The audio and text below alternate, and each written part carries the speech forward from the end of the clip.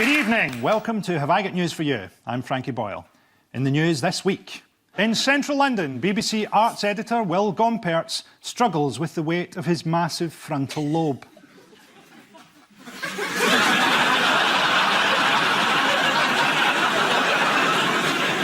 In Durham, Mike Ashley regrets getting a 0 hours worker from Sports Direct to set up his water slide.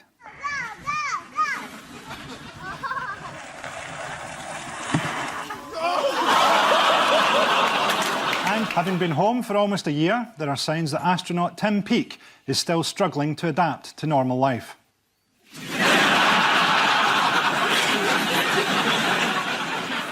On Ian's team tonight is an actress and comedian who performs in a Radio Wales sketch show. Die Laughing is the name of the producer. Please welcome Cariad Lloyd.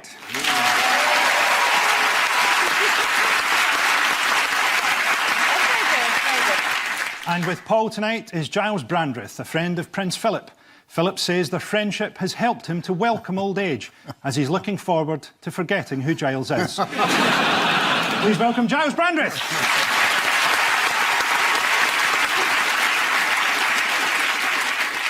And we start with the bigger stories of the week. Ian and Cariad, take a look at this. Tim Farron, it's the manifesto.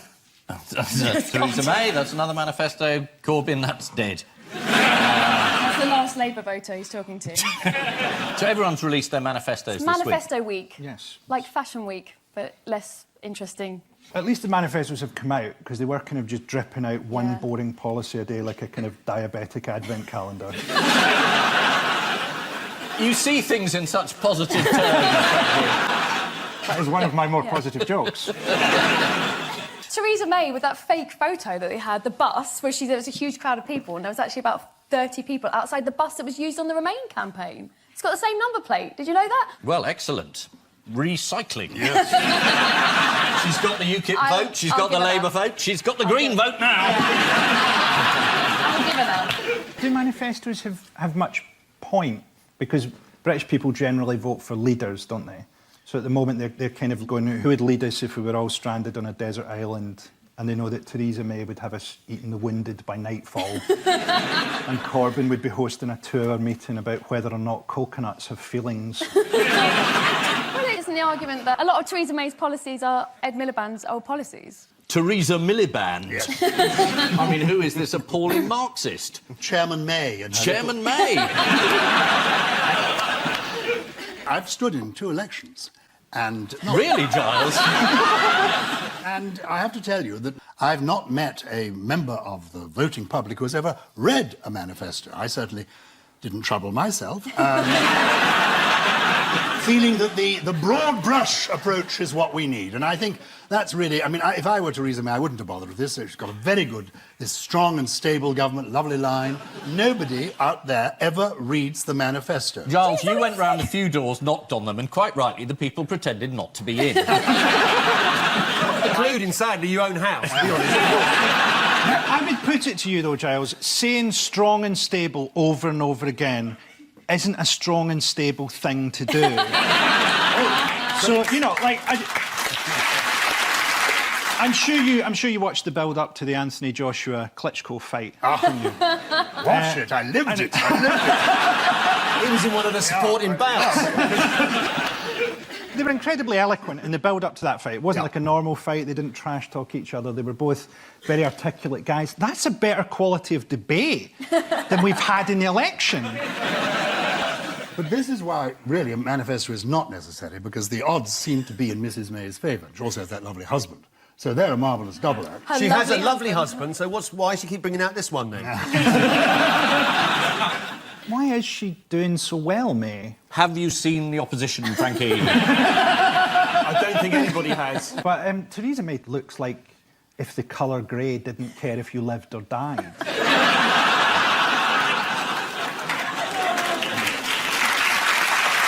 Well, again, I think she is trying to extend her appeal beyond you.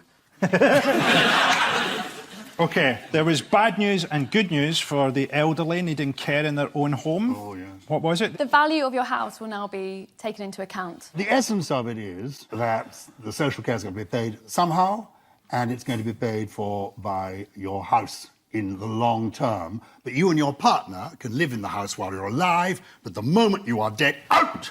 Out! And let's sell the house and bring the money in. That's the essence of it. So This is once- another of yeah. those policies that presumably are going to really worry some of the papers who liked Sport This Mrs is- May. It's an attack on old rich people. Sensible candidates spend a lot of time in the old folks' home because there the people are waiting to meet you, lined up against the wall, gazing in the same direction. And you come with a local photographer, you come after lunch, they're dozing fitfully. You position yourself halfway down the line. When the photographer is ready, you go, they wake up, eyes open, photograph is taken, and there you are. You visited the old people. Broad brush, strong and stable government. That's what Fingers on buzzers. Let's see if you can tell me what revealing answers Theresa May gave to a series of quick-fire questions put to her by the Sunday Times. Question was, Sherlock or Midsummer Murders? What did she answer? She likes both. I've watched both. She's not stupid, you know. Broadchurch or Line of Duty? Both. Neither. She said, I haven't watched either. Merkel or Macron? Oh, Both. I'm looking forward to working with them. Almost exactly that. I'm going to work with both of them. I could be a politician. It's incredibly easy. I mean, even Giles did it. The Daily Telegraph made a similar attempt to make her appear human and normal by asking her which Harry Potter character she most resembled. she has read, she claims, all the Harry Potter books. I don't know if she's seen the movies, but she wouldn't be drawn on which one she wanted to be. She's She Malfoy said, and she I don't knows think it. I'm similar. She's not Malfoy. I mean, those are the posh boys she's just replaced. She's maybe Thatcher's final Horcrux.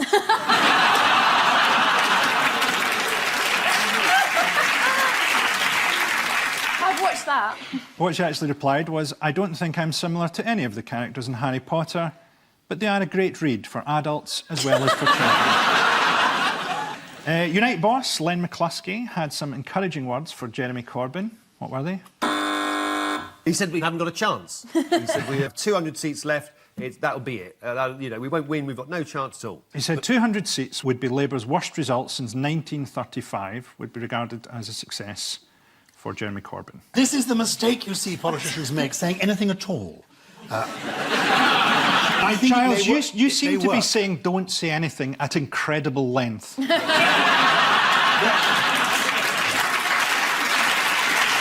What was wrong with the design of Labour candidate Roger Godsiff's campaign leaflet? Did it misspell the constituency or his own name? It was sort of beyond that. Beyond that. Shall we have a wee look?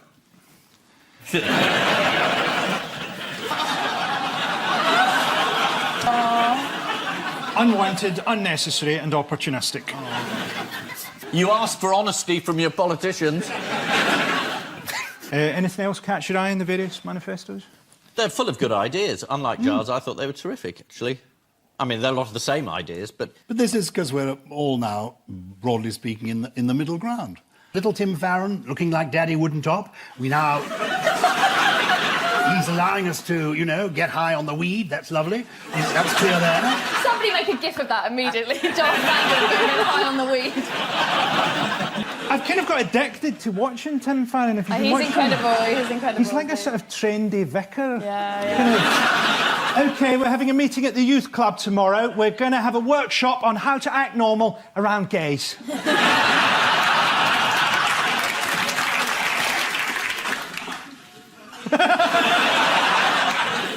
Did anyone see the BBC's Ben Brown cup a woman's breast while talking to Norman Smith on Tuesday? No. Let's have a look. But already there's some uncertainty about what he was saying on benefits. Yes, Jeremy Absolutely Corbyn, when he was fantastic. asked... Thank you. Just give us 1 second. Jeremy Corbyn was asked whether he would end the freeze. And the BBC has spent years trying to get away from this kind of thing. You know? This is the But ongoing... you see, can I say, this is... No. This, no, I This is the ongoing election campaign, revealing that she's a diabetic. Theresa May has admitted she injects 5 times a day. She really is going for that Scottish vote, isn't she? As a father, I'll tell you what's a vote winner. Cutting paternity leave. Paul and Giles, take a look at this, please. Oh, yes, this is a hospital. The yes, computer's going down. He's very angry about it. And there is the evil villain that's been making it all happen. Yeah. Somebody who can't afford their electricity bill. So hackers. It's the anonymous hackers. Are they anonymous? I don't know where they're from. No, we do know where they're from. Where are they from? They are from North Korea, it turns out. Has that been proven? Not totally proven. But they're not going to sue me, so I think... No, I think it probably is North Korea. There's something in the code, when it was unhacked, indicated that it might have been from North Korea. Giles, you know way too much about this. Well, I think only, you were only involved. because I did chair the Cybersecurity Awards quite recently.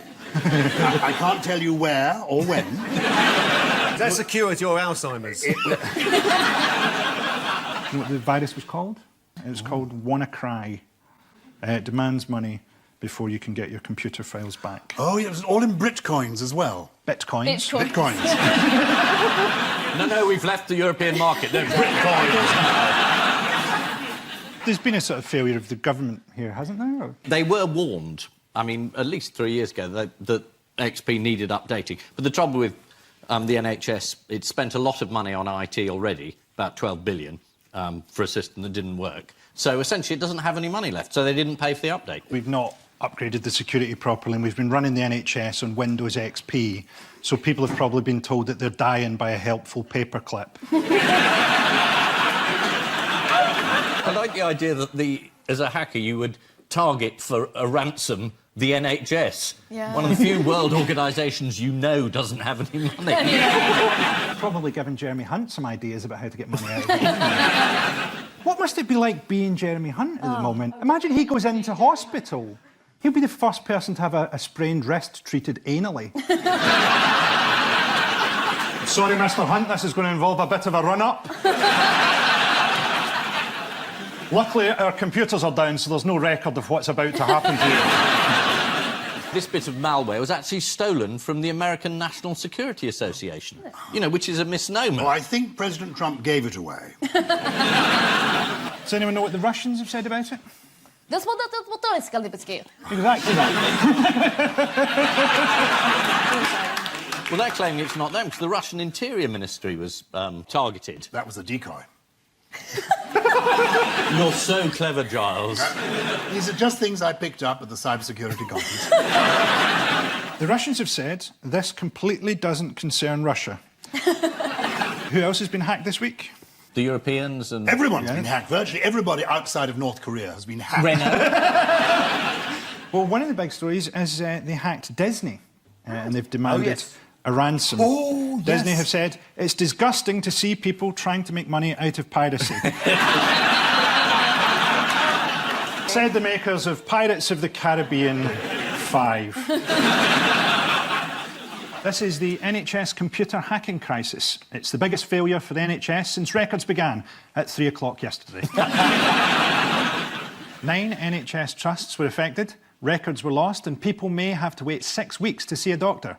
Amber Rudd said the vast majority of patients will have noticed no difference. And so to round 2, and a welcome return to the jigsaw of news. Fingers on the buzzers, teams. Is President Trump to be Mr. Trump?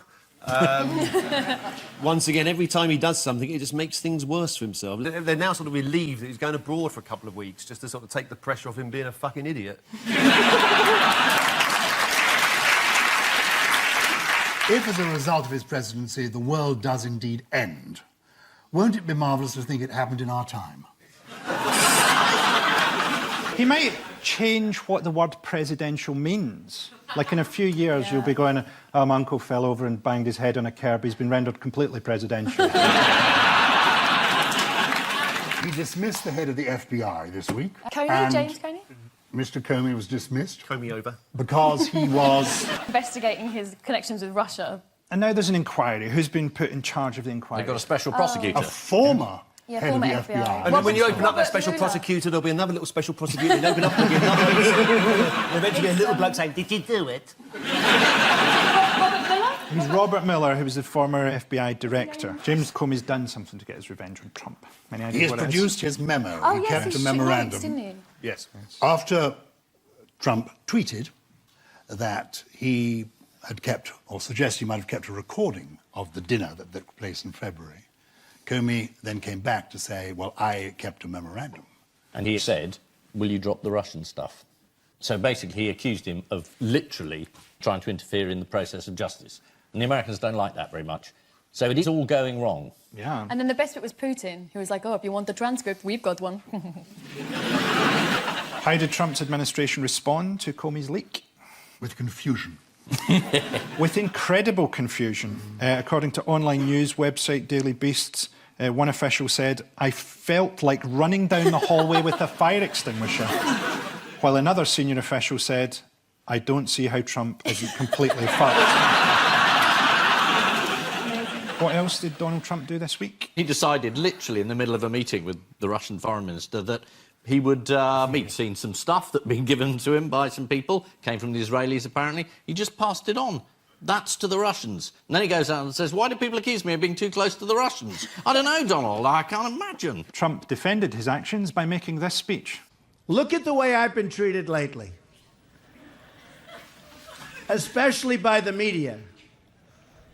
No politician in history, and I say this with great surety, has been treated worse or more unfairly. You can't let them get you down. Oh, God. When he says no one's been treated this badly, does he mean psychiatrically? Did he use the word surety? Yes. Yeah, great surety. It is terrifying, isn't it? Surely if you were recruiting a spy, Trump would be underneath Hulk Hogan. I wouldn't believe any conspiracy theory at all. I think he is exactly what he is You revealing just told us himself North Korea had hacked the NHS. Don't reintroduce that subject. That How is did... fact. That is please, fact. please be quiet. How did... He also... How did Sachs... Excuse me. No. He also... No. He also... Giles. Giles, when people hear your name, they often think jumpers. Ah. But I'm sure people who meet you must take their lives in other ways as well. This is the news that Donald Trump is now at war with intelligence in two ways. Donald Trump said recently that every time he picks a phone up, he feels like someone is listening. That's what a phone is, Donald.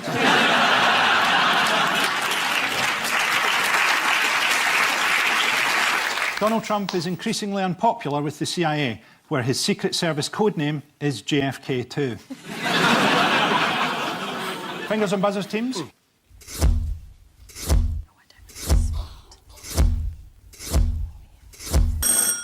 Football. Who are they?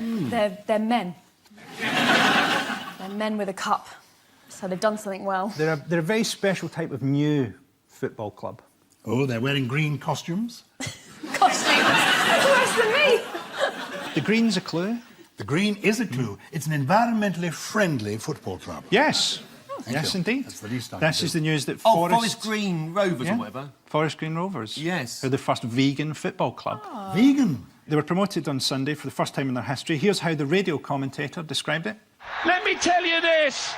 Cheltenham, Swindon, Newport, you're going to eat humus at the new lawn next season because Forest Green Rovers are in the Football League. Since going vegan, the players have had 0 injuries. But how were some of the players and staff caught out last year? Eating pork scratchings after hours. Very close. The players and staff were secretly photographed at their local branch of Greggs. Stuffing their faces. Here they are. The staff at Greggs didn't help the situation by telling the local paper, we get quite a few of the players in here most weeks. This is Forest Green Rovers, the first vegan football club, thanks to their eco-friendly chairman, Dale Vince. According to the BBC, the club has an organic playing surface spread with cow manure. In fact, if they put any more shit on the pitch, they'll qualify for the Scottish Premiership. As a vegan team, Forest Green Rovers are looking forward to their derby with arch rivals KFC. Time now for the odd one out round. Your 4 are a quilted jacket in old gold, the Da Vinci Code, stork margarine, and Ivanka Trump's fashion brand. So, OK, the jacket is old gold-coloured. Dan Brown, The Da Vinci Code, I don't know much about that, other than it was a film and a book, obviously. Stork might have changed its colour due to some sort of manufacturing process. Any idea about this, Giles? Well, colour clearly is involved. Orange possibly is the colour, because orange is the colour of Ivanka and of the quilted jacket. Is it something to do with not being stocked? Because Ivanka's fashion line was dropped. And it's one of the few things Trump was genuinely exercised about. His daughter's fashion line was dropped by one of the big department stores. Yes, it's much more to do with that. Stork is no longer on the market, and the other three are. No. And this old gold jacket... Has been dropped by... Not it's too dropped heavy. by anyone. Thus the odd one out. Oh. It is the odd one out. Ah. D. We got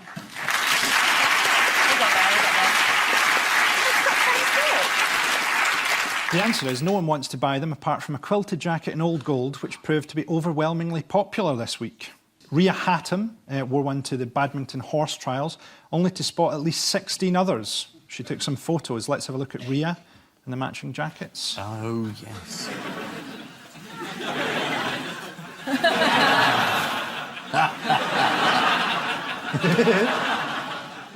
I'm laughing, but I'm going to go and throw mine away.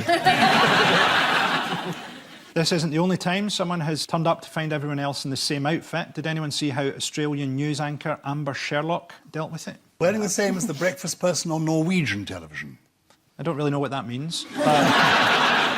Let's have a wee look at the clip. I need Julie to put a jacket on because we're all in white. I asked her before we came on. Julie, you need to put a jacket on. I haven't had time. Does someone... Come on, I told you 2 hours ago. We know in chat room. This is not... So I'm sorry, I've been flat out, Well, honestly. I'll call wardrobe and we'll get something. No, I've made this clear 2.5 hours ago. Amber, if it's an issue, I can get on out of here. It is an issue. Go and grab a jacket. Time now to head into the chat room, and joining me today is psychologist Sandy Ray in Melbourne and 9 Snook in Sydney. Why didn't she complain about the one on the right having the same hair as her in the middle? Perhaps it's like one of those fruit machines, you pull a handle and the 3 images eventually settle on 3 whites going across.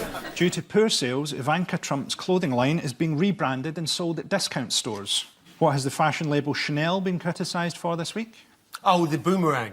Yes. They've made a bejewelled boomerang or something? They've made a boomerang that costs £1,130. Wow. Goodness. Let's have a wee look at it. Why is it dipped in chocolate? I wonder what the returns policy is.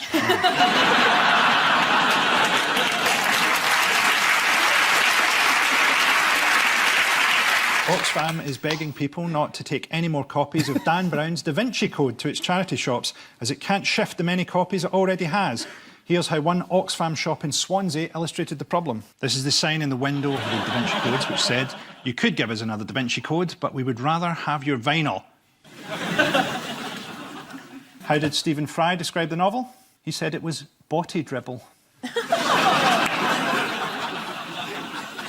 Some religious conspiracy theorists have pointed out that if you read the Da Vinci Code backwards, it's actually a bit better.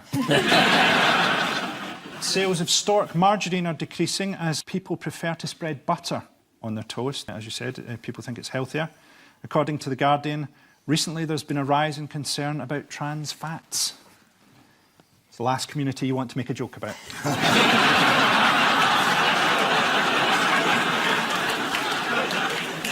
Well, someone's applauding. Time now for the Missing Words round, which this week features as its guest publication, Essex Birding, the journal of the Essex Birdwatching Society. Many people in Essex are twitchers, but that's mainly due to cocaine. And we start with, revealed, Queen has a top secret what? Lover, just to help out when Philip retires. Are you offering, Giles? I don't think that's what he's retiring from. The Queen has a top secret Facebook account. Oh. No way. One reason the Queen gets lots of Facebook messages is because she has 2 birthdays a year, one each for her human and lizard forms. You and David Icke. Next, I wanted to be the new editor of Essex Birding magazine, and the old editor, what? This is Felt my hands around his scrawny neck as I choked the living daylights out of him. And the old editor said I could. That was fine. Pretty much. The answer couldn't have said yes any quicker if he'd tried. In fact, the only time any editor has said yes quicker is when Kelvin Mackenzie asked, "Shall I offer my resignation?" Don't think he offered his resignation. No. Next, Gran accidentally what after taking what? Gran accidentally dies after taking birdseed instead of aspirin. The answer is drives 300 miles to Scotland after taking the wrong turn off. This is Valerie Johnson, who accidentally drove 300 miles from England to Lanarkshire when she missed a turn off. She thought she was following the right motorway on the map, but it turned out to be a varicose vein. And finally, wedding photographer accidentally what? Conjures up the spirit of Beelzebub and ruins reception. Accidentally photographs wrong couple. Yes. Spends 6 hours taking pictures of wrong couple. Jacob Peters made an expensive mistake last weekend when he accidentally photographed the wrong couple's proposal.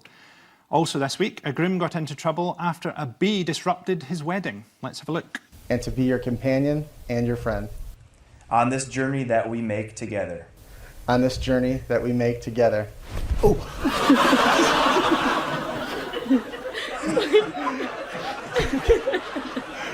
There was a bee. Straight after that, she pretended to see a wasp near his balls. So the final scores are Paul and Giles have 8 points and Ian and Cariad have 6.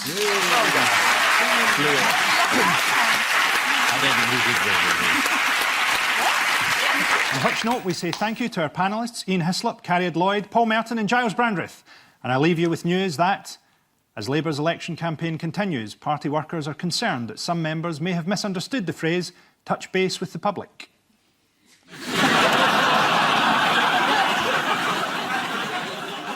After pledging that, if elected Prime Minister, he would legalise cannabis, Lib Dem leader Tim Farron denies trying out the drug for himself.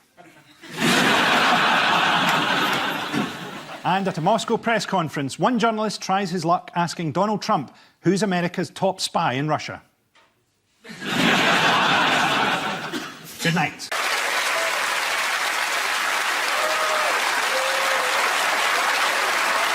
Good evening and welcome to Have I Got News for You? I'm Helen McCrory.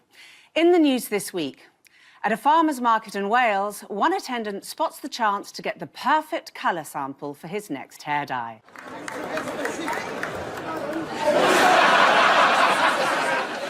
In Watford, the Conservatives insist their back-to-work programme is getting older people with no discernible skills back into employment. Who ordered the inhaler? Who ordered the inhaler, please? And leaked footage reveals the Rolling Stones are rehearsing for their 60th anniversary tour.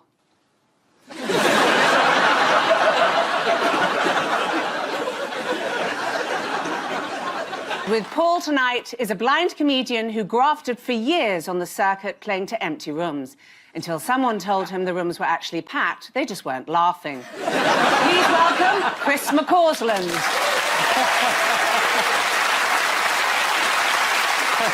And on Ian's team tonight, a writer and performer who will answer any audience questions on any topic except Meghan Markle.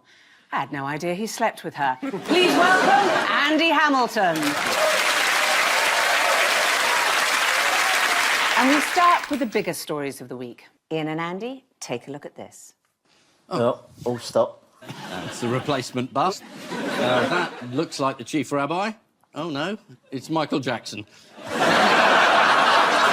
It's got more nightmarish for Jeremy Corbyn this week, particularly because he did an interview with Andrew Neil. I saw it. I'm not sure interview is the right word for it. More of a sort of barbecue. Yeah. So I suppose we're saying this is the launch of the Labour manifesto and trouble with anti-Semitism. Completely right. Excellent. Or left. This is the uncomfortable week for Jeremy Corbyn and the Labour Party following the Chief Rabbi's comments that new poison had taken hold of the Labour Party, sanctioned from the very top. And how many times did Andrew Neil ask Jeremy if he was going to apologise to the Jewish people? It was 7. Seven times? 7. Let's have a look. Wouldn't you like to take this opportunity tonight to apologise to the British Jewish community for what's happened? What I'll say is this. I am determined that our society will be safe for people of all faiths. So no apology? Against the abuse they receive. So no apology for how you've handled any other this? form of life. I'll try one more time. No, No hang on a apology. minute, Andrew. Can I explain what we're trying to do? This is a new tactic in which you say, look, can I just finish not answering the question? I think he thought that Andrew Neil was setting some kind of trap. But he wasn't, because Jeremy would have fallen into it. Yeah. If he hadn't. The way he kept regressing into that same formulaic answer, and I realised he was reminding me of Theresa May. Oh, that's fantastically rude. I don't think a lot of you remember who Theresa May was. He says that a lot, doesn't he? Can you let me finish? Can you let me finish, please? Which is probably why, you know, his first 2 wives left him. I do like the reaction of the Tory press, though, because usually if a religious leader intervenes in politics, say the Archbishop of Canterbury, they say, shut up, you wet, liberal, pathetic C of E drip.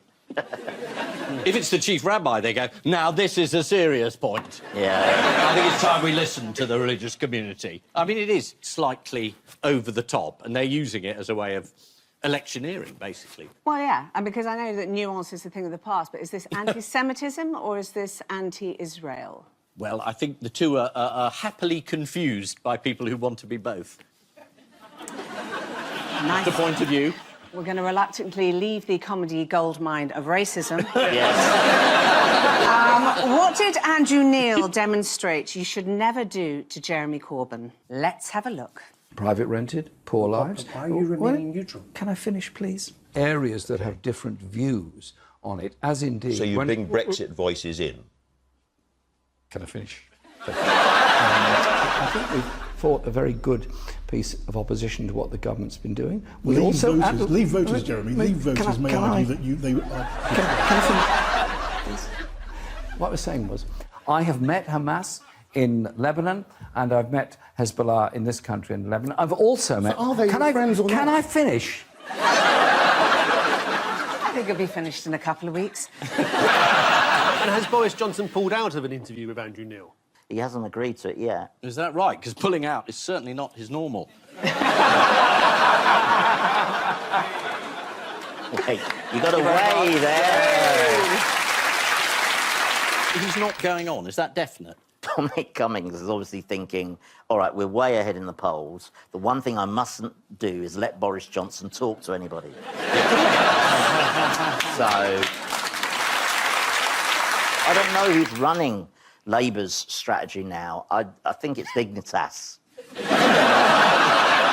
Boris was meant to turn up for the Channel 4 climate change debate on Thursday, but didn't. And what did they replace him with? Block of ice. Yeah. It was sculpture, and it was him and the Brexit party. There was a block of ice. But weirdly, the Brexit block of ice was melting faster than the Tory one. Can you explain that? No, they denied it. That's right. Yeah. But presumably it's quite hard to do an ice sculpture of Boris Johnson at short notice. Yes. I'd have given it a go. Well, there's a new game show. There you go. I know he looks a bit mad, doesn't he? That's the thing. I mean, I cut his hair for him. And how is Jeremy Corbyn doing in the tie wars? As in the necktie. Getting longer. Yes. Is he tucking it in or just letting it hang? Yeah. And we're still talking about the tie at this point, aren't we? According to the Daily Mail, the choice of a longer tie that swings pendulously could be a subconscious phallic symbol. Let's have a look at Jeremy's. Long tie. Yeah. Either that or his tongue's hanging out. And here's Boris Johnson's. Oh, yes. Yeah. And let's compare the two. Hey! It's a tie. Absolutely. This was Jeremy Corbyn's tough week on the campaign trail. Corbyn was defended by Jewish voice of Labour, Jonathan Rosenhead, who said, "I've been in the Labour Party since 1961, and I'm still waiting for my first experience of anti-Semitism." Well, just tweet that and wait for the response. This week, Emily Thornberry revealed one of the key bits of advice for the campaigning on doorsteps. Don't put your fingers through the letterbox. Quite right, agreed Boris Johnson. You don't want to poke a Muslim woman in the eye. Oh, it's the food. You think that's bad? It gets a lot worse. Strap yourselves in. Paul and Chris, let's take a look at this. OK, so showing us Boris Johnson is on a Made in Britain sign onto a washing machine. There's, what's her name, Morgan? Oh, there's a spy. There's a spy holding up a magnifying glass. There's Jacob Rees-Mogg drinking from a cup of tea. And there is Boris Johnson having sex with a horse that's been ridden by the Archbishop of Canterbury.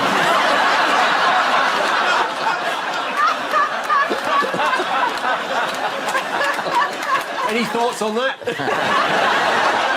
Well, the last bit's the only bit that makes any sense. I mean, I don't think Boris Johnson's ever seen a washing machine. So, yeah, Tory manifesto? Exactly right. This is the Conservative Party manifesto launch, which didn't take long, as there's not much in it. What has Boris promised the NHS? Nurses that already exist, that he's saying would probably leave because he's worsened the conditions to the point where they're likely to leave. But if you can persuade them to stay, they're new nurses, aren't they? And, you know, to work in the new hospitals he's building. Yeah. So the manifesto promised to recruit 50,000 more nurses. Yes. And who got into a muddle trying to defend the policy? Is it the Health Secretary? Nicky Morgan. Nicky Morgan, yes. Culture Secretary. But yes. She's leaving, though, isn't she? She's leaving Parliament. Yeah. But she still has to turn up on TV and defend stuff. She's still technically got a job as a minister. Right, yes, until a couple of weeks' time, yes. So she's going to leave, but she's not left. So she's new. Yeah. She's new. Let's have a look. Yes. The manifesto is crystal clear on this. 50,000 more nurses. 19,000 already exist. So is 50,000 more How than can they what? be categorised as more? Well, because they will not have left the NHS. Nicky Morgan, isn't it a bit like saying, on Good Morning Britain tomorrow morning, there will be 3 more presenters. And then tomorrow you just have exactly the same number of presenters because you managed to persuade me, Piers and Charlotte to carry on doing the job tomorrow. Well, not It's if there's an not additional more. 3. Not if there's an additional 3, and then you've got your 6, haven't you? But the fact is that 3 of you have been encouraged to come on Tuesday morning and not just on Monday morning. I mean, listen, we'll all agree Piers Morgan is often, usually always, the worst human being in any room. But on this occasion, he's not even the worst Morgan.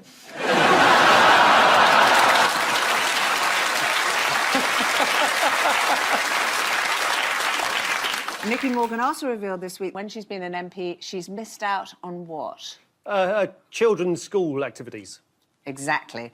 She's missed every single parents' evening for her children. I think I might become an MP. What are your qualifications? None. The job's yours. What would be in your manifesto? No more parents' evenings. What, you'd kill all children? Just answer the question. Yeah. Would you like to apologise for that? No. Ian, how do you think I feel? Let me finish.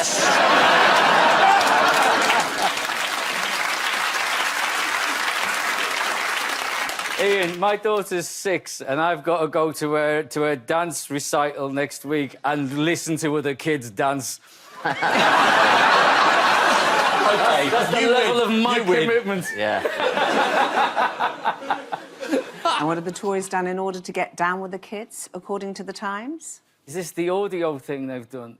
It's like an hour and a half music track with Boris talking over the top of it, saying quotes from the manifesto and things, isn't it? And if you play it backwards, he's actually telling the truth for an hour. They've posted a video on YouTube called Lo-Fi Boris Wave Beats to Relax / Get Brexit Done To. Should we have a listen? Oh, I think we should. Oh, go on yeah. Is the chance we're to move this thing over. Parliament refused finally to give approval for us to come out on October 31st, which was a great disappointment. We've got to get Brexit done. He's a very slow reader. Who's the child alive that would find that interesting? But it's clearly faked anyway. I mean, the train's going. Which I don't understand. Was he on a train? Yeah, he's on a train. Oh, OK. And outside the window, you can see the Archbishop of Canterbury on a horse. Wait for us! And why do they hate Boris and Surrey? I've met him. Let's have a look. I normally vote Conservative, but I can't bear the buffoon. Oh, really? I call him a buffoon. And anybody who doesn't know he needs longer shirts is an idiot.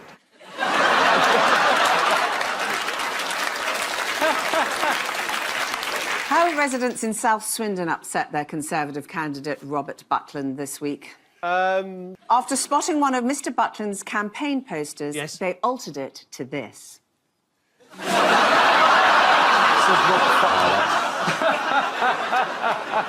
For South Swindon. Well, one of the other candidates in South Swindon stood up for his rival, saying that the graffiti was childish.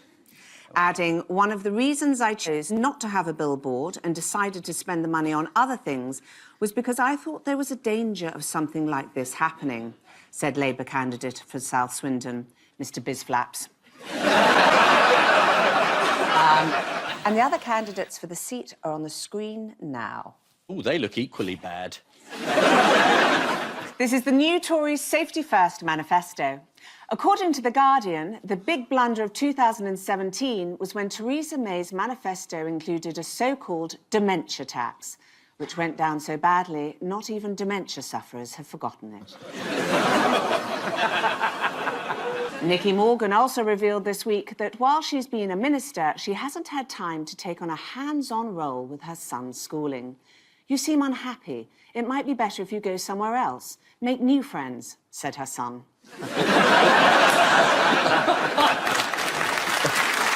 Right, I've got a trapped nerve and my right arm doesn't work. Oh. Which is why I haven't been reading the newspapers. Maybe we should do a deal. I'll turn the pages and you can read them out.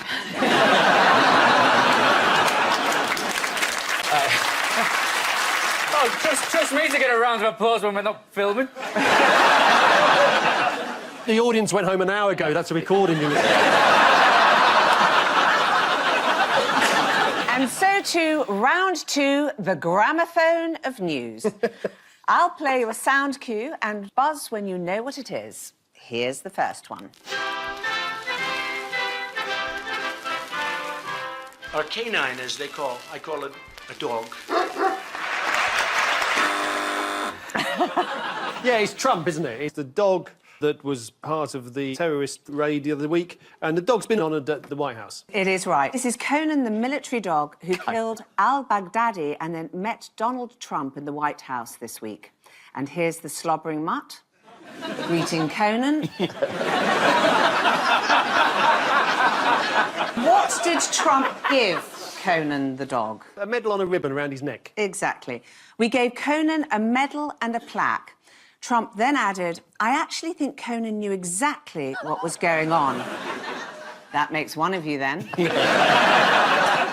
Why did Conan cause some confusion at the White House? Trump said it was a male dog. Yes. And then a lot of people thought, it isn't, it's a female dog. Ah. And someone else said it's a female dog, and then Trump said, no, it isn't, it's a male dog. Yes. And I think we're still in a state of confusion, are we not? I think the dog, we don't know how the dog self-identifies, do we?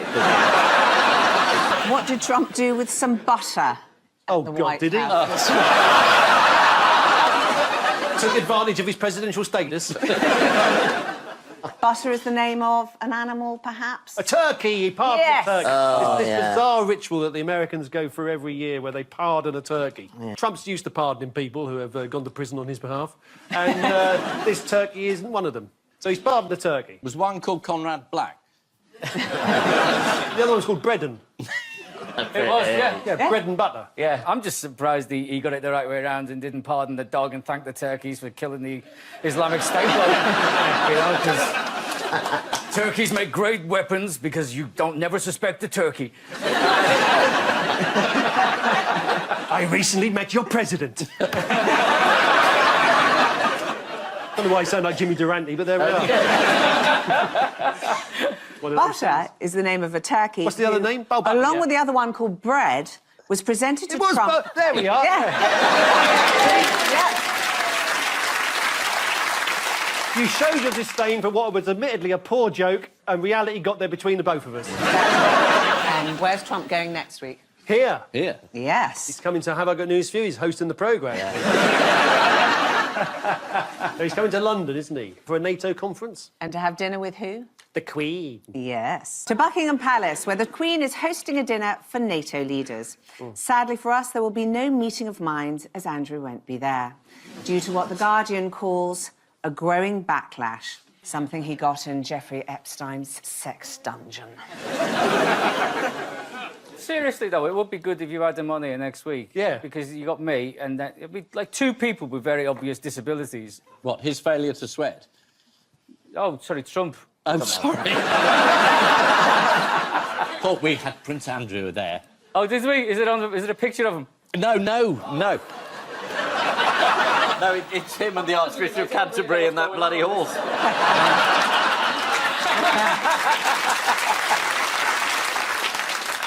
Fingers on the buzzers, team. Here's another one. Buzz when you know what it is.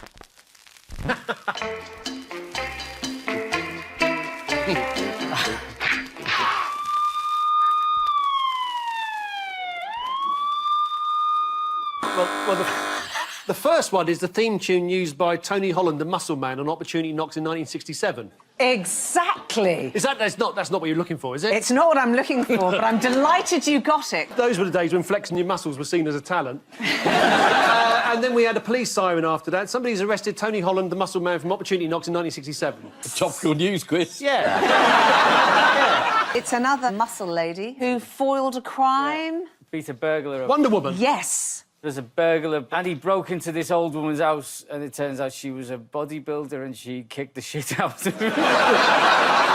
Is exactly right. This is 82-year-old New Yorker Willie Murphy, and here she is talking about it. I'm alone, and I'm old, but guess what? I'm tough. She says she grabbed a nearby table. I took that table, and I went to working on him, and guess what?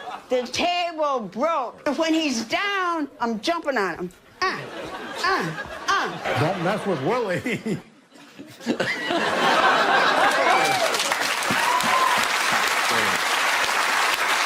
Willie added, if it's my time to go to hell, I'm taking him with me. He picked the wrong house to break into. And what object did Willie use to finish off her attacker? She, hit him with furniture. Yeah. And she squirted shampoo in his face. And... Gave him a haircut he'd never forget. Trump commended her afterwards for using timidate, which he said was a form of martial arts. He said it was very fierce, very ferocious, very great. He thought he was an Irish freedom fighter, Tim O'Tay. This is the New York burglar who made the mistake of trying to rob an 82-year-old female bodybuilder. According to Sky News, the 82-year-old bodybuilder was getting ready for bed when a man banged on her door and claimed he needed an ambulance. And that's exactly what he did need 5 minutes later. Fingers on the buzzers, team. Yeah. Here's another.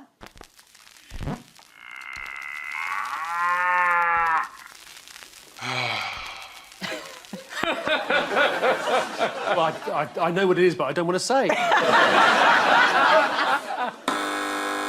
Is it cows can relax you when you're feeling stressed? Go into the country and stroke a cow? What if a cow was stressed? They're listening to soft music on headphones. Almost right. This is the news that cows in Russia are being fitted with VR headsets. And why are farmers doing this? Well, to calm the cow down, because the cow lives in Russia, doesn't want to live in Russia, so they show them photographs and moving film of it walking through Atlantis. So that was the cow making a noise going, ah, that was the cow. Ah, yeah. Yeah. That's a cow relief. Yeah. Apparently. According to The Independent, cows in Russia are particularly susceptible to low mood during long Russian winters. Let's have a look at one of the cows. Yeah.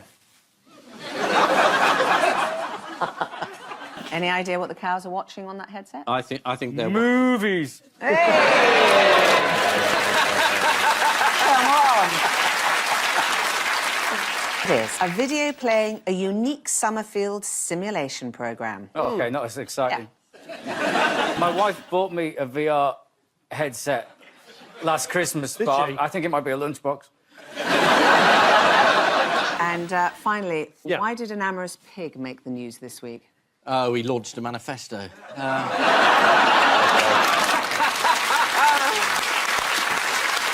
Is this the spotty pig that went after the reporter? Is exactly right. Interrupting a weather report in Greece. Let's take a look. Εκεί είναι ο Λάζος Ματικός. Λάζο, έλα Λάζο μου, έλα. Καλημέρα, έχουμε ένα... Γιώργο, μ' ακούς, έχουμε ένα γουρούνι εδώ πέρα το οποίο μας κυνηγάει από το πρωί. Είναι αυτό που βρήκες χθες. Έχει μετατραπεί η πόλη... Συγγνώμη, παιδιά, απλά δεν μπορώ να στηθώ για τον λόγο ότι με δαγκώνει. Time now for the missing words round, which this week features guest publication Sandwich News. Here's the first one. Even Brexit can't stop what?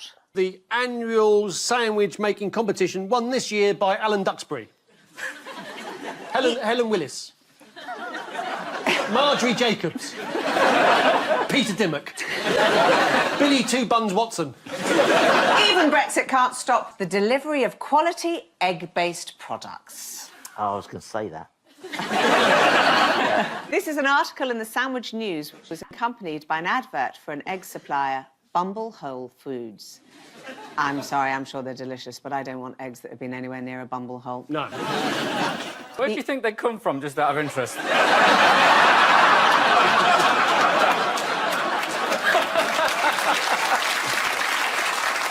Next, police called to deal with dog who what for an hour?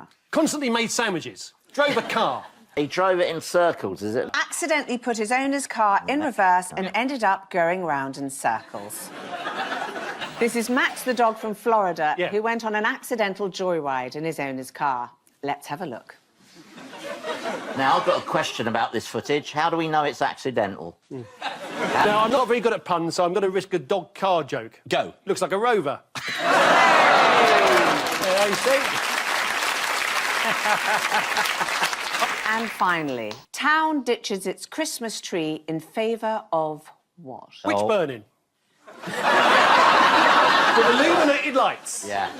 Was this marmot? Yes. Marmot? I'm not even sure I know what a marmot is. I had to ask. I read this in the. I saw this in the. You read it? You saw it? What's going on? Big figures of speech, mate. You know, Oh, okay, I always. fair enough. I sensed it. Yeah. I had to ask Alexa what a marmot was. I think they brought the plague to Britain, and it wasn't the rats. The rats got a bad rap. Yep. All the time. It was never them. Never them. It was the marmots. Marmots, yeah. Marmots. That's the thing about marmots, though, isn't it? You either love them or you hate them. Yeah. A town ditches its Christmas tree in favour of a giant skiing marmot.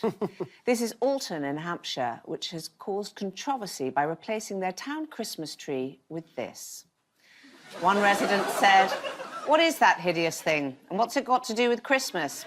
As she sat down to watch James Corden in the Gavin and Stacey special. So the final scores are Paul and Chris with 7 and Ian and Andy with 7. Oh.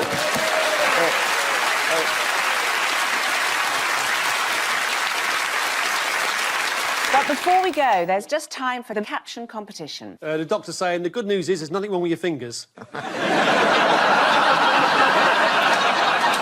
sure that makes sense. Yeah.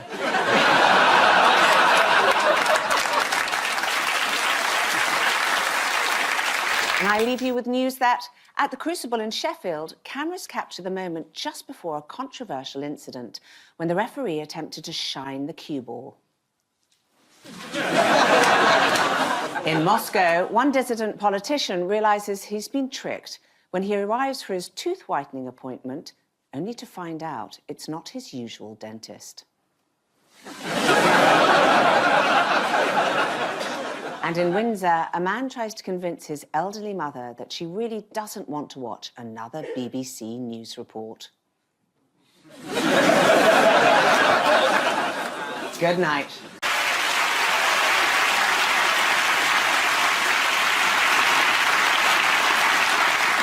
Good evening, welcome to Have I Got News for You? I'm Frankie Boyle. In the news this week, at an earth-shattering press conference, the Queen and Prince Philip reveal that David Icke was right all along.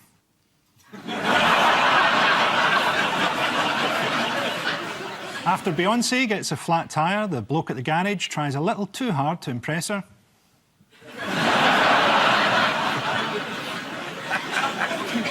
And at the BBC, news reaches the dressing room that Piers Morgan has pulled out of Question Time.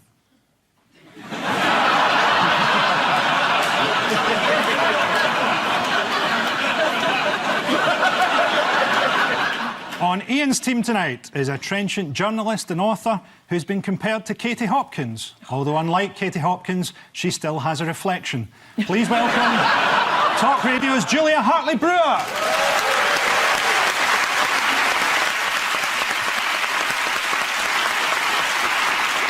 And with Paul tonight is the writer and star of BBC sitcom Citizen Khan. He's never shared a stage with extremists. Until tonight, please welcome Adil Ray.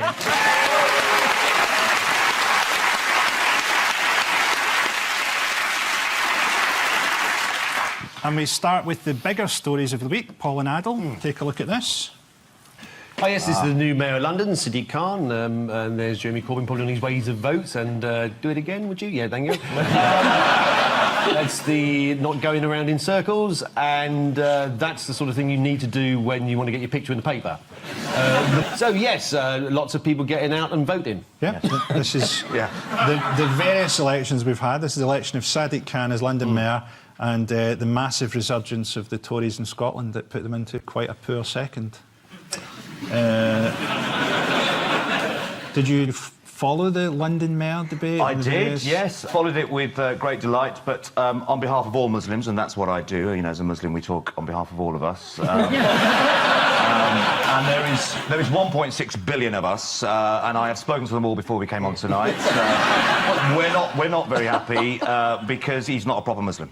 Yeah, no beard. In fact, you'd be a better Muslim than Sadiq Khan. I think. Yeah. Man. And if you're wondering where my beard is, they wouldn't let me through security with it. So, The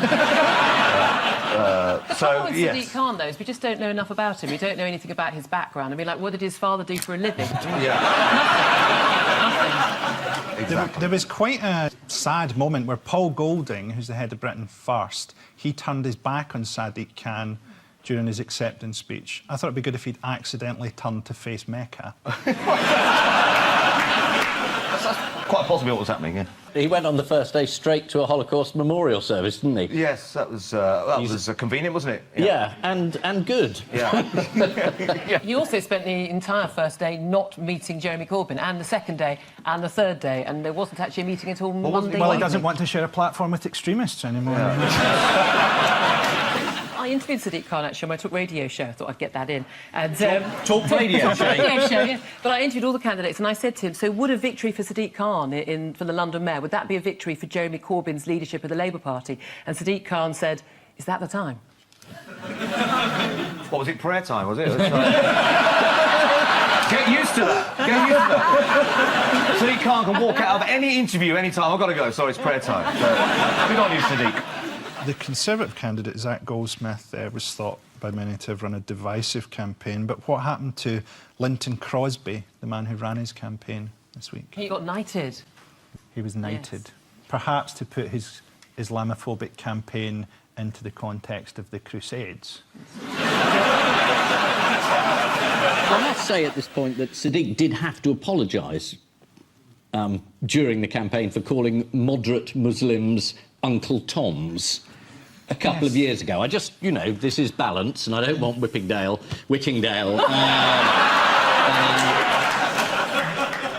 making a fuss about. I just throw that in. It is, you know, there are things to say on both sides. What camping metaphor did Sadiq Khan use to describe Labour's future?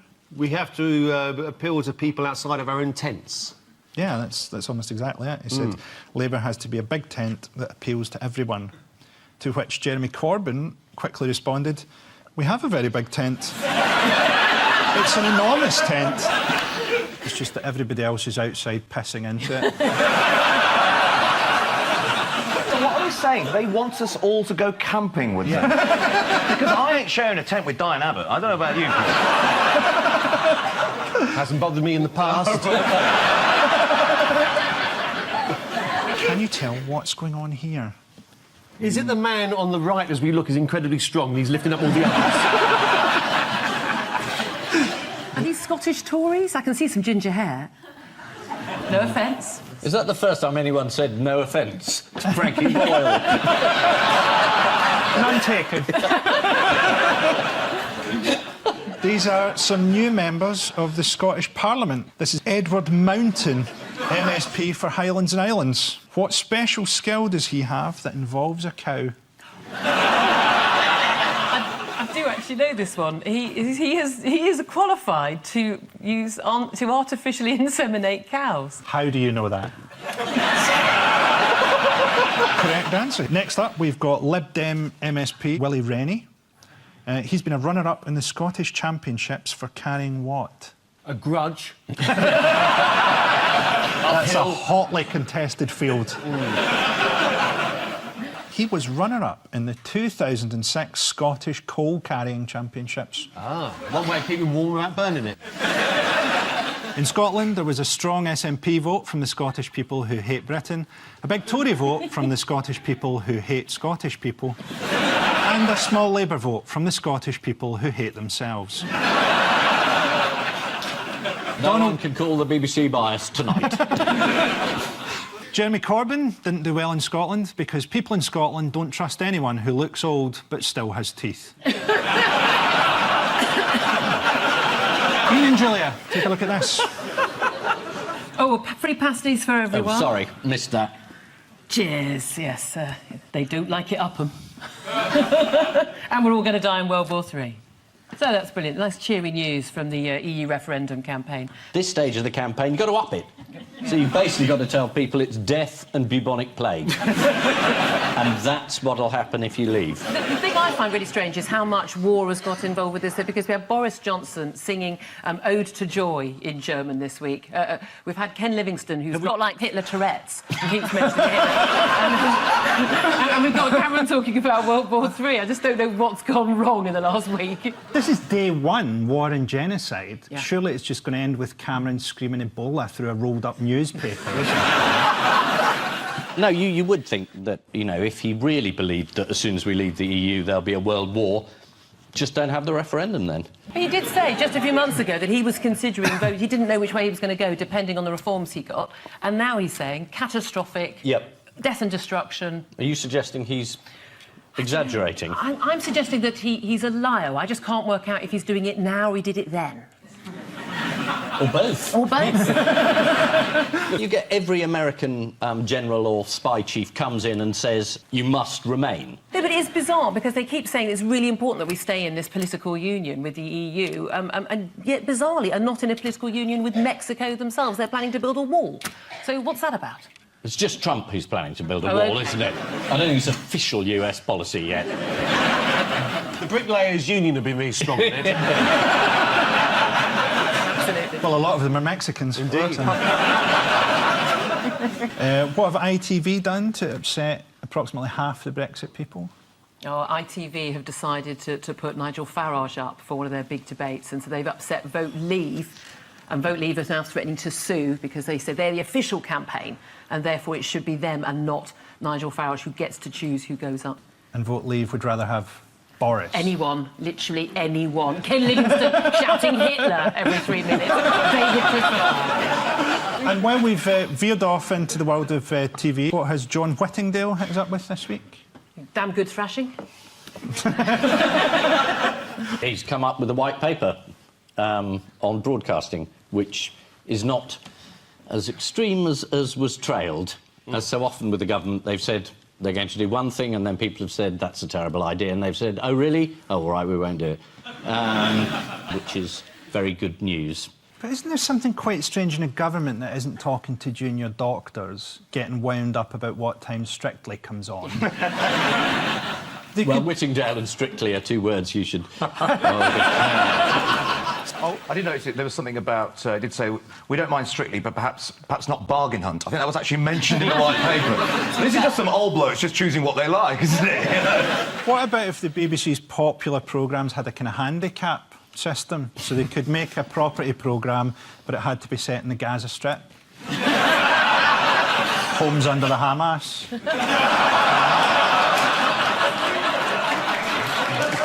For reasons that will become clear, although are admittedly extremely tenuous, let's have a look at a block of flats being demolished in Glasgow as seen through the camera lens of one excited onlooker.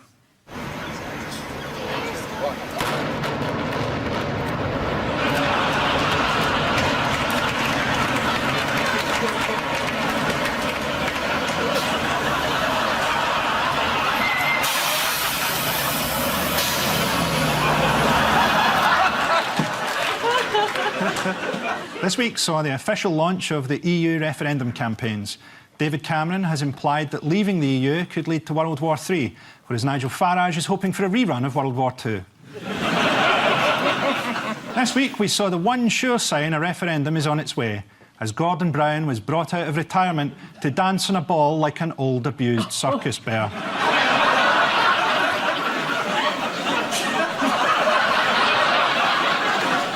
You just can't let it go, can you? Polinado, here's another one for you. Yes. There's the Queen with the Chinese president. Who? The president. There's Prince Philip doing the barest minimum. Yeah, so it's about leaks, isn't it, essentially? Or not leaks, but sort of overheard conversations, isn't it? Cameron also talked about corrupt government leaders arriving for a conference and stuff. And yes, this is the Prime Minister and the Queen have been caught on camera, sticking it to the jolly old foreigners. Do you know... I mean, it's an incredible story. I mean, the Prime Minister is caught on camera telling the truth. Shall we have a little look at what Cameron said? Yeah, absolutely. A very successful cabinet meeting this morning. We were talking about our anti-corruption summit. We've got the Nigerians. We've actually got some leaders of some fantastically corrupt countries coming to Britain. Nigeria and Afghanistan, possibly the two most corrupt countries. But this particular president is actually not corrupt. No, he's trying very hard. They are coming at their own expense. I mean, yes.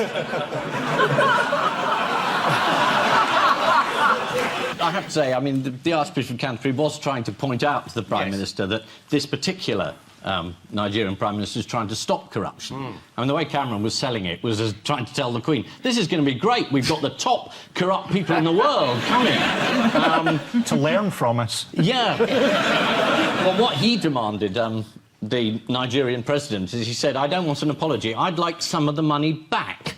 Because most of the Nigerian money flows into Britain through the British colonies and ends up in houses in London, schools, cars, dealerships. And he's saying, if you could stop our kleptocrats spending all the money in your tax havens, then perhaps that would be a start. And at that point, Cameron remembered mum and dad and probably went a bit quiet. What grounds did David Cameron have for calling Nigeria and Afghanistan fantastically corrupt? Facts. You're actually quite close to the real answer. Oh, really? There's a transparency index of corrupt countries. I think Afghanistan is third from the bottom. Nigeria's a good way up. We're number 10. Very proud. So is that the 10 most corrupt or the...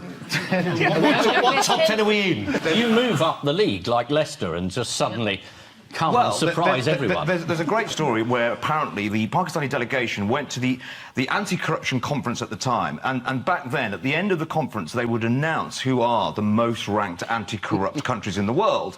And they came to the announcement, and the announcer goes, well, Pakistan started the conference at number 7, but having tried to bribe the anti-corruption committee,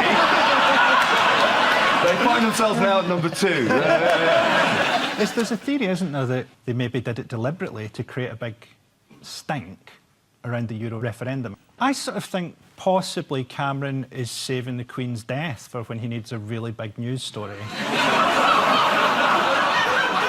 I think he'll go for his weekly meeting one week. He'll take a pillow out of his briefcase and say, "I'm sorry, Mum, ISIS have landed in Cornwall." How did the Queen add to things? The Queen was overheard saying the Chinese were a bit tricky, rude. Was that what she said? Yes, rude. The royal family have got form when it comes to upsetting the Chinese. Surprisingly, it's not Prince Philip. Can you remember who it was? Prince Charles described the Chinese communist leadership as a bunch of ghastly old waxworks.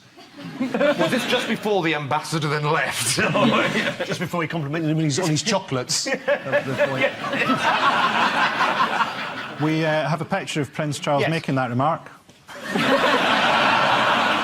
This is the news that David Cameron and the Queen have been filmed making indiscreet comments about foreigners. This all came despite the fact that we're always told the royal family are great for tourism and business. Perhaps if we had a country worth visiting, we wouldn't have to parade the products of centuries of incest around to try to sell fridge magnets. Has this turned into a party political? On their last visit, the Chinese threatened to call the trip off. The Queen said they were very rude to the ambassador. But then again, if you're trying to get Chinese people to ask you for a Ferrero Rocher... That's a Prince Philip joke. Ian and Julia, here's another one for you. Oh, exam stress. Yes, old-fashioned schooling. Ah, Ferro. Bend over, lad, this won't hurt. And I think that's a U-turn. This is another government U-turn, to add to all the other ones. And this one's over academies. Yes. It was in the middle of the last budget, and I think it was thrown in as to show that they do have some ideas, even if they're very, very bad. It's just a new way of governing. There was also some controversy around the SATS exams. What happened to the reading test paper for 7-year-olds? Oh, it was leaked. Someone gave it away. A rogue examiner, apparently, looked at it on a website and then gave it away. I think the rogue examiner is now on the run and is the Edward Snowden of telling people how to spell necessary. In the last 12 months, the government has done more U-turns than Matt LeBlanc screeching around the cenotaph. Chicken. What was the U-turn about chicken? It didn't cross the road? It was the U-turn that they were forced to do on dropping animal welfare codes, specifically on chicken farmed for meat. Oh. Now, instead of facing an agonising and brutal death, chickens can look forward to a brutal death. The government was forced into a U-turn on academies. The great thing about academies is that they can't be run at a profit, so they only attract people who really want to raise standards for students, or deny evolution, or introduce Sharia law. And so to round 2, the strengthometer of news. Fingers on buzzers, teams. Here's the first one. This is genius. These sheep were stolen, but they had a photograph of the sheep that was stolen, and the police put it out, and they pixelated the faces of the sheep for privacy reasons under the human rights legislation, genuinely. It wasn't exactly sheep privacy. They said the identity of the lambs has been protected due to their age and vulnerability.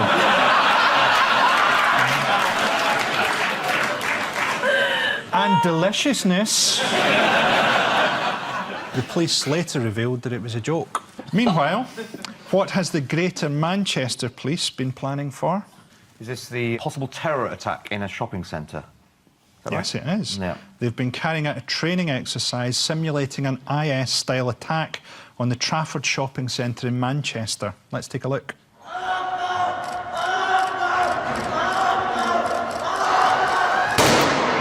It's all just staged. They're all just actors, obviously, but it was horrifyingly realistic. And some people got very annoyed. Do you think it was a bad idea? Well, I spoke to all the Muslims before we came on tonight. And they're split 50-50. 50-50 split. Yeah. A lot of Muslims are annoyed that they used Allahu Akbar, which I'm quite surprised by, because if you are doing a training exercise about possible people from ISIS, it's quite likely that they might be shouting Allahu Akbar, so fair enough to the police, I think. But I think a lot of Muslims are sort of saying, well, look, Allahu Akbar is used for different things, and, you know, if you are in a shopping centre and you hear somebody shout out Allahu Akbar, it could be that they could be about to bomb you, or it could be that they're about to pray, or there's a sale on it next. So, you know, I don't think that's only fair. They just want to make sure there's a distinction. One person tweeted, maybe in future training, the suicide bomber could shout, I'm blowing myself up for a generic terrorist cause.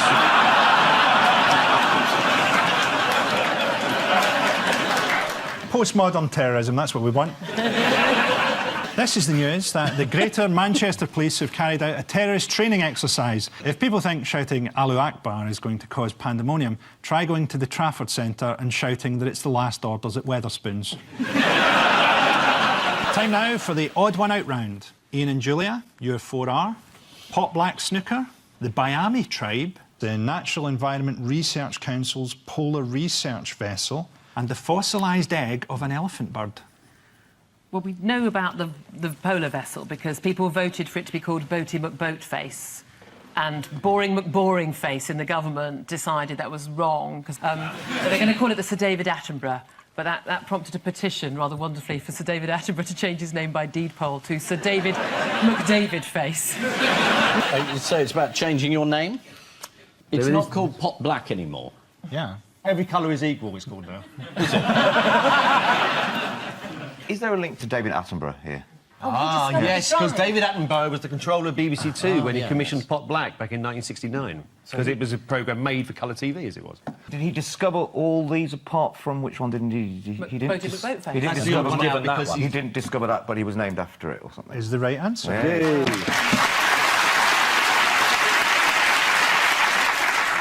They're all known thanks to the work of Sir David Attenborough, apart from the UK's new polar research vessel, which is going to be named after him. I don't know if you followed the whole Boaty McBoatface thing. I thought it could have gone a lot worse if you were asking the British public to decide on something. They're lucky it wasn't called Harold Shipman. The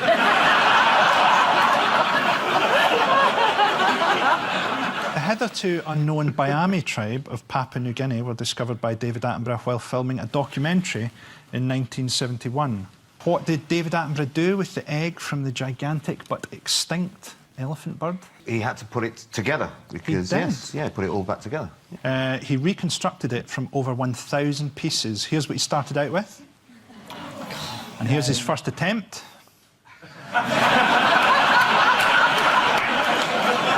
And then he made this. What could be a more appropriate 90th birthday gift for David Attenborough than to give his name to a polar research vessel as they both begin a long, cold journey to a place of endless night?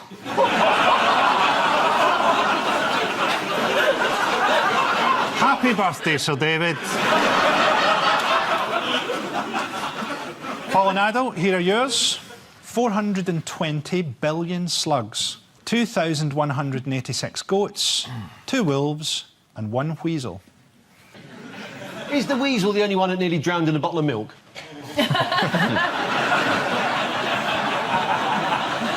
Is the weasel the one that was in the Hadron Collider? It is. Ah, yes, yes. He ate through a cable and it stopped working. Mm-hmm. So these other things did something that stopped something working. I can play this game, I can do that. And that's an exclusive. They've all inconvenienced people except one. Apart from the goats. It's actually the wolves. Oh, yes. They have all inconvenienced people apart from the wolves, which are a positive boon for Belarus's Eurovision entry, Ivan. Ivan is going to perform, I think, tonight, naked with 2 presumably quite baffled wolves. Hopefully well-fed wolves at this point. Hopefully well-drugged wolves. Yeah. What does Ivan say is key to performing naked with wolves? Is a show called Dangling with Wolves? Is the wolf wearing something in the sort of nether regions? There seems to be something. What is like a thong? He's wearing these other bloke's underpants. He's naked and the wolf's wearing a thong. Yeah, that's what's going on there. The Eurovision knows its audience.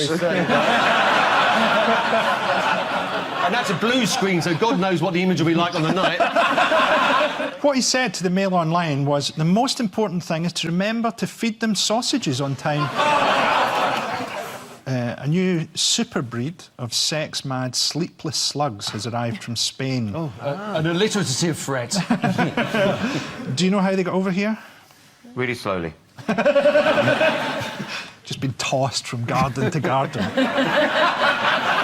For some people, it's a summer holiday. According to the Daily Mail, it was in some salad. You know? And why might these slugs be dangerous to road users? The car crushes the slug gets caught up in the rubber and the slug interact together in the way that only synthetic material and a live animal can, and it all goes wrong.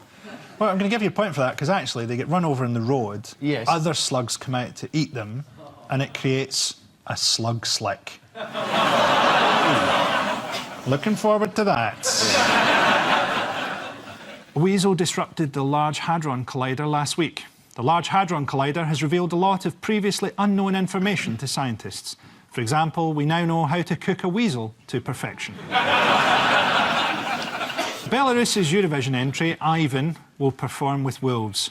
The tragedy is, he's said to his friends so often in the past that he's going to be performing with wolves at Eurovision that nobody believes him anymore.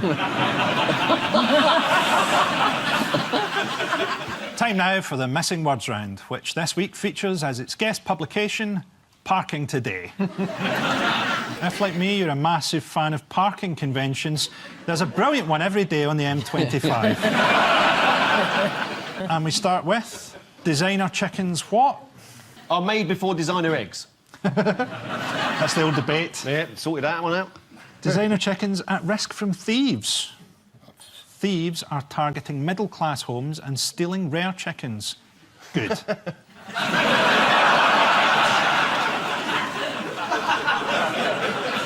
Next up, Professor Donald Shoup's book, What has become a classic? Book on parallel parking has become a classic. Professor Donald Shoup's book of How I Never Want to Write a Classic has become a classic. I'm going to give you a point for the first one because the answer is the high cost of free parking is a classic in the parking industry. I don't know anything about Professor Donald Shoup, but I guarantee his nickname at school was Cream of Tomato. And finally, tea made from panda dung. What? Taste of bamboo and shit.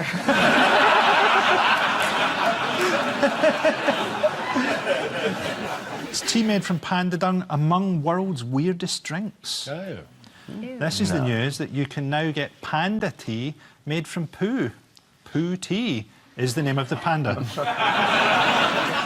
So, the final scores are Paul and Adil have 8 points, and Ian and Julia have 6 points.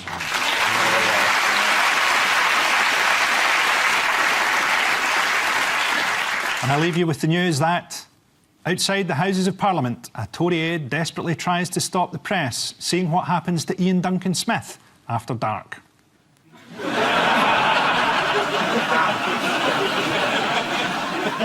At a Buckingham Palace tea party, there's relief that the cameraman who captured the Queen's undiplomatic remarks about the Chinese didn't look behind him. And outside an abattoir in Birmingham, Larry can't believe his luck, as his friends have remembered his birthday.